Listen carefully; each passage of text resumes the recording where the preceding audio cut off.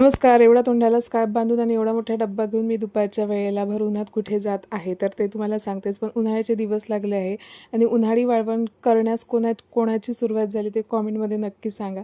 आमची तर उन्हाळी वाळवण्याची सुरुवात झालेली आहे, ती आहे पापडापासून. तर आज आम्ही पापड करायला जात आहे उडीद मुंगाचे आणि तेही मशीनवर पापड करून घेणार आहे. त्यासाठी आणलेलं आहे तेल, 4 रामबंधूच्या पुडा आणि घरगुती जो मसाला असतो तो पूर्ण सासूबाईंनी त्या पिठामध्ये ऑलरेडी मिक्स करून दिलेला आहे.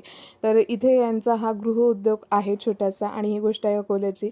तर इथे त्यांना त्यांचे पाण्याचा रेशो ठरलेला असतो पिठाप्रमाणे, जेवढ्या किलोचं असेल तेवढ्या किलोचं, आणि ते थोडंसं ओलसर करून या गिरणीमध्ये ते पीठ टाकतात आणि असा छान मळलेला उंडा तयार होतो. आपण जसं कांडून कांडून तयार करतो याचा उंडा पापडाचा, तसंच ते 3 ते 4 वेळा गिरणीतून काढून तो मऊ लुसलुशीत छान उंडा बनवतात. आणि आपण पापड करतो तेव्हा हा उंडा खाण्याची ज्यांना सवय असते तर तिथे आम्ही त्याचा आस्वाद घेत आहे.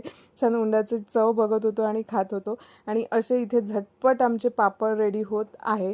अगदी काही मिनिटात, म्हणजे एका तासात आमचे 6 किलोचे पापड रेडी झालेले आहे.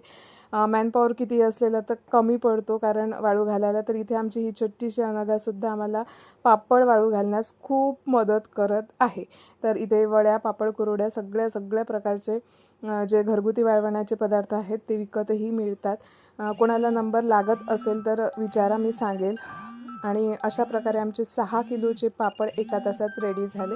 तर भेटू पुढच्या वेळी.